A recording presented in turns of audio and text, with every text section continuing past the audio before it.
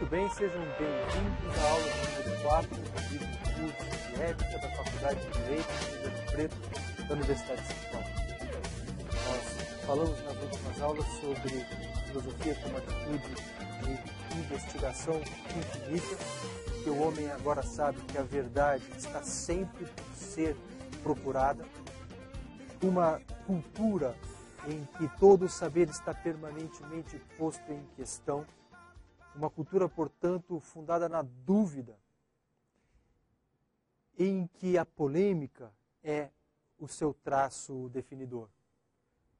Os representantes da nova atitude, já no século VI, estão em permanente disputa com os representantes da atitude não filosófica, com os homens do tempo do mito, propondo novas formas de ver o mundo, de conceber homem, natureza, Deus, lei, completamente diferente daquela concepção tradicional que narrativamente vinha sendo passada de geração para geração. Estabelece-se então a polêmica entre a forma filosófica e a forma mitopoética de ver o mundo, ao mesmo tempo em que as concepções filosóficas disputam internamente, polemizam umas com as outras. A filosofia não é simplesmente a forma científica de ver o mundo, a ciência como uma busca da explicação e da compreensão do mundo a partir das suas causas, que é aquilo que os cientistas fazem, aquilo que os cientistas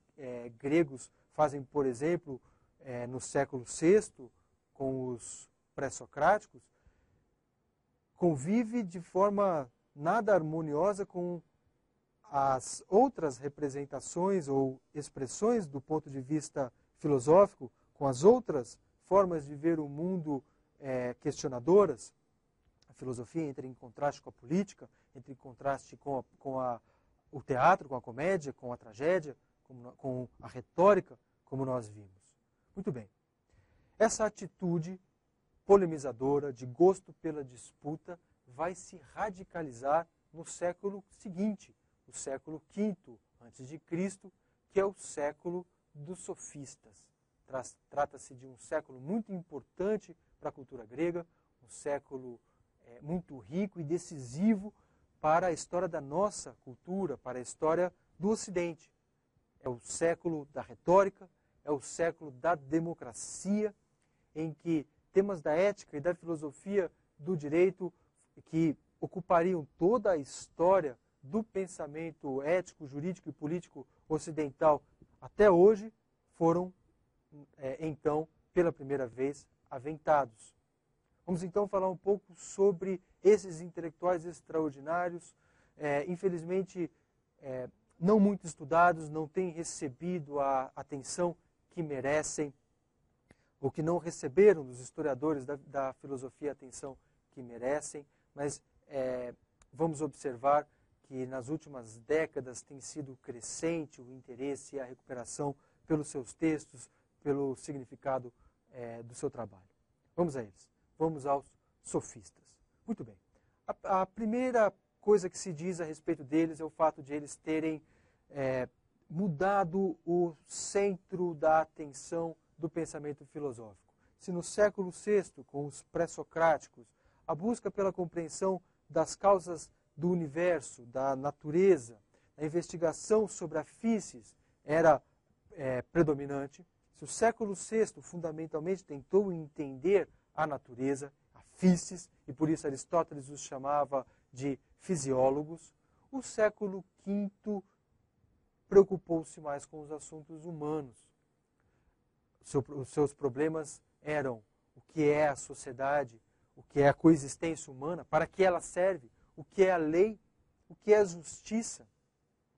A justiça dos homens ou a justiça dos deuses, as leis são feitas livremente pelos homens ou as leis são dadas pela natureza para os homens?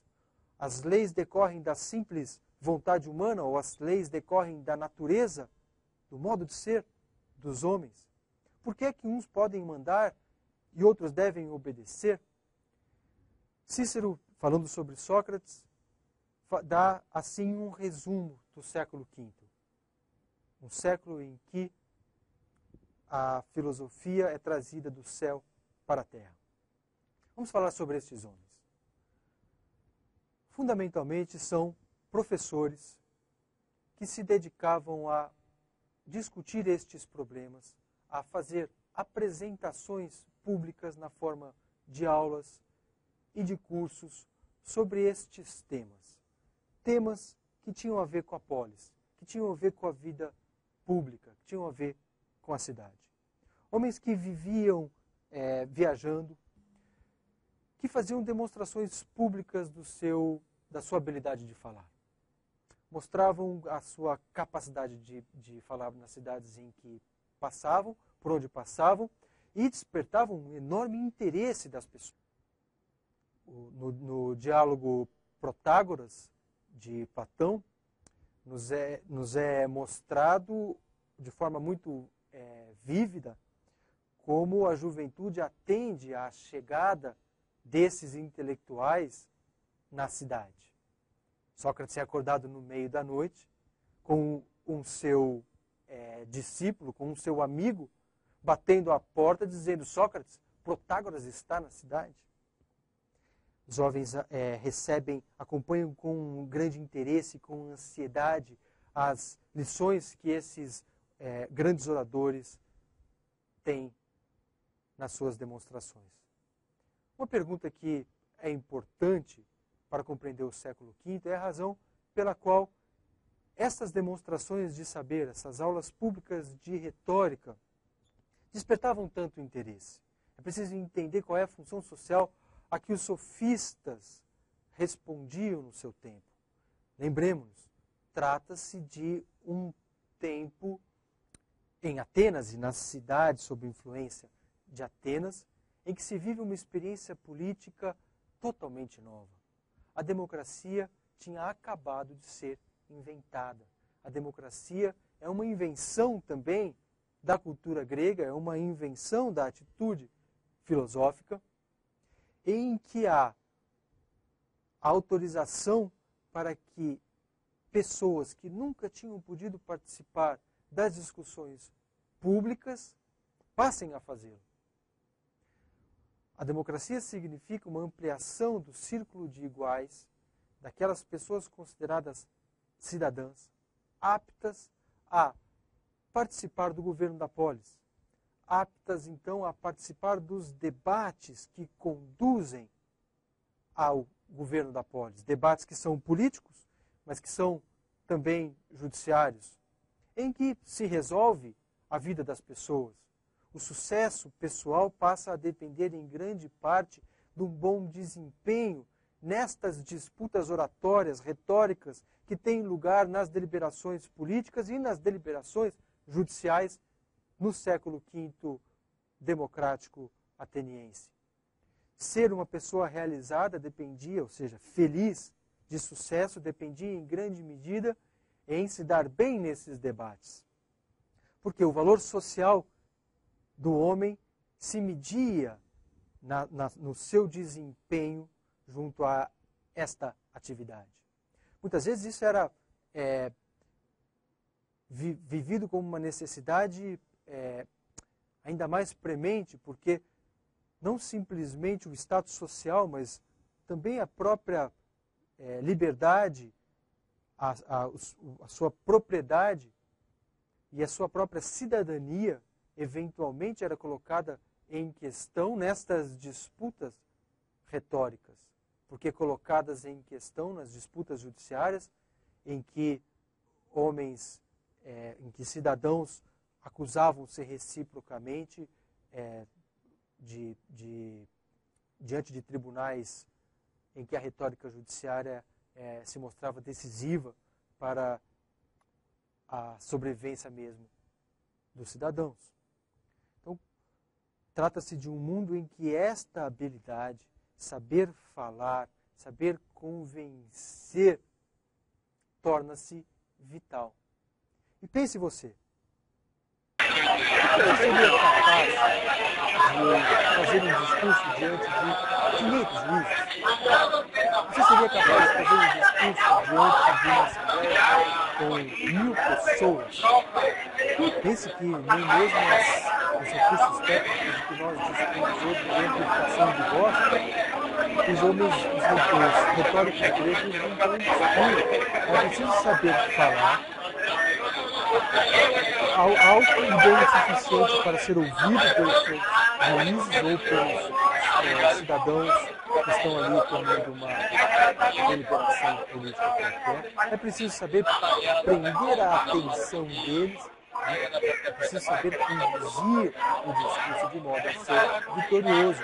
Sob pena, eventualmente, de perder a própria cidadania, se é acusado num processo judicial, de perder os bens.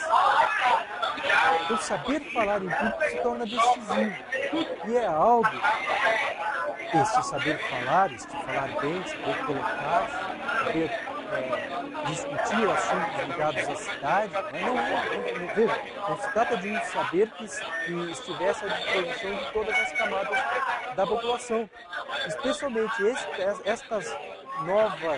essas camadas que ingressam agora no processo de discussão, não detêm esse saber. Quem detém esse saber?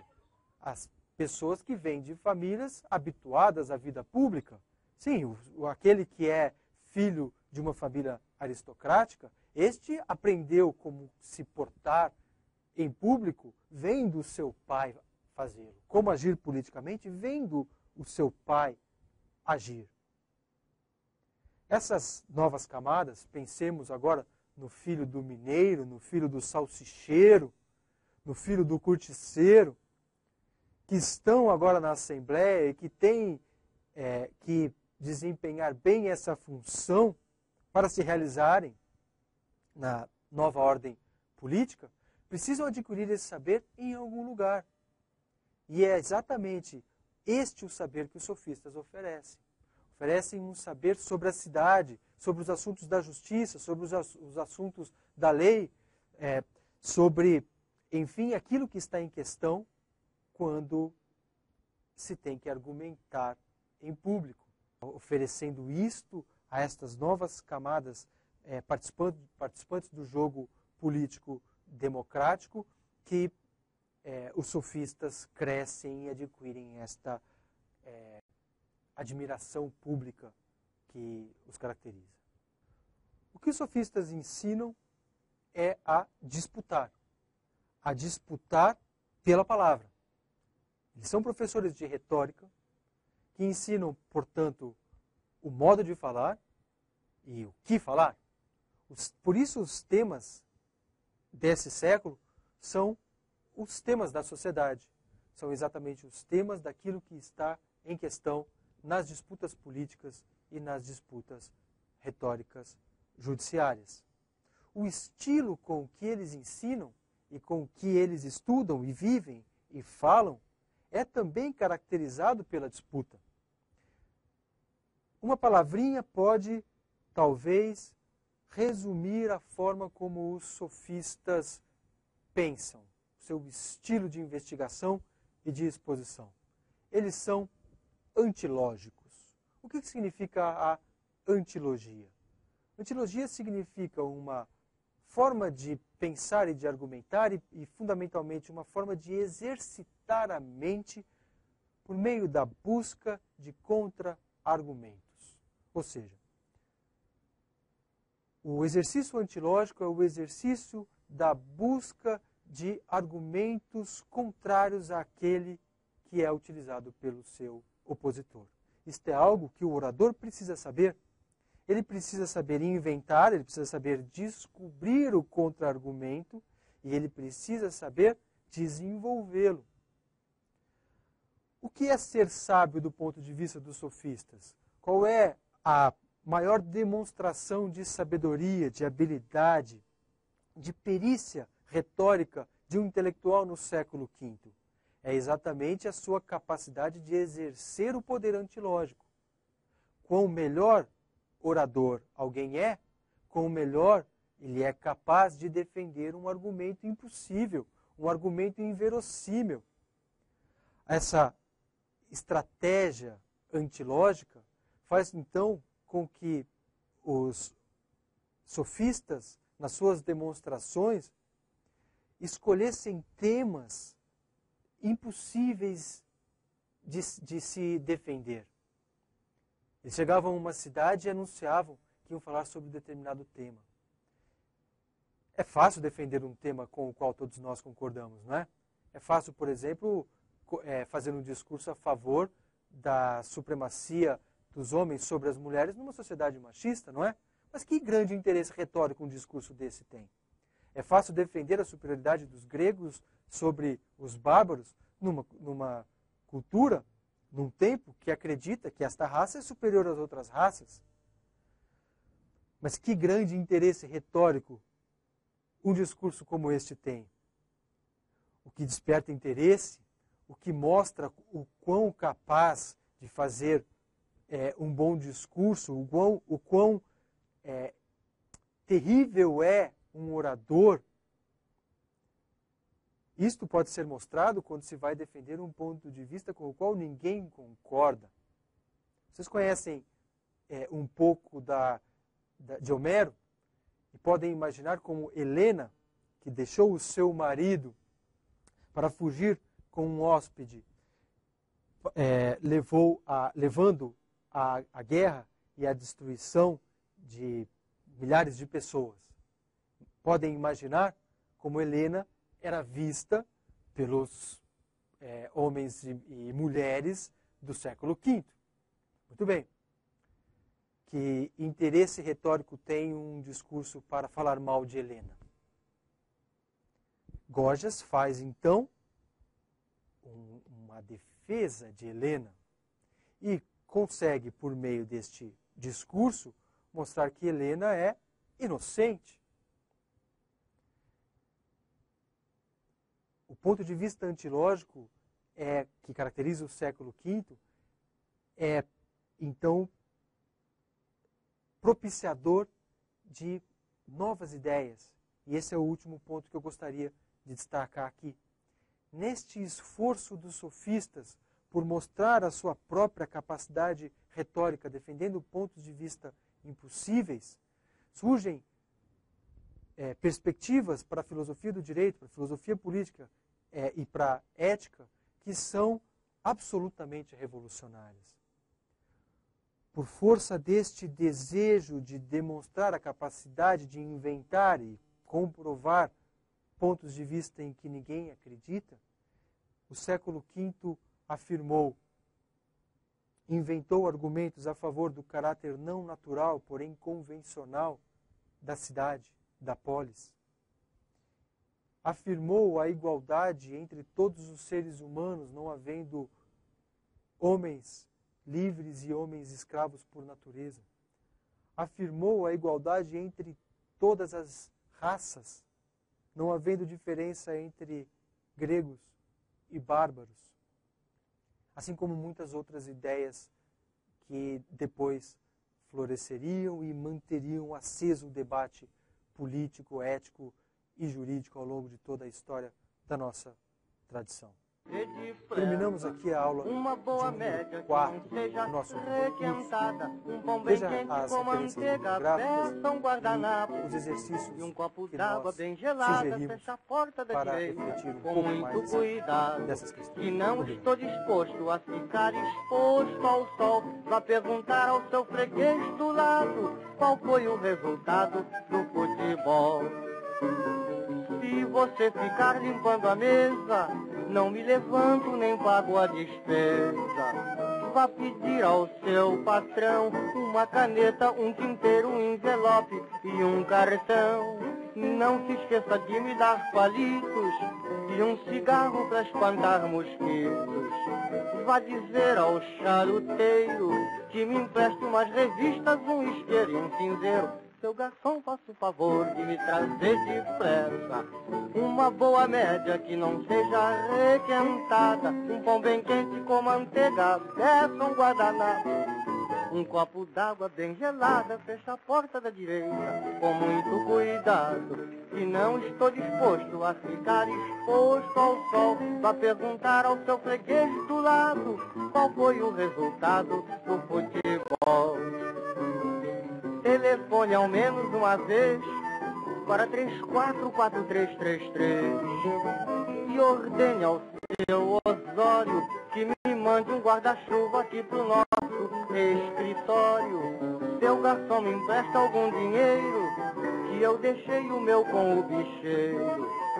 Vá dizer ao seu gerente que pendure essa despesa no cabide ali em frente. Seu garçom, faça o favor de me trazer depressa uma boa média que não seja requentada, um pão bem quente com manteiga, beça, um guardanapo e um copo d'água bem gelada. Fecha a porta da direita com muito cuidado, que não estou disposto a ficar exposto ao sol pra perguntar ao seu freguês do lado qual foi o resultado do futebol.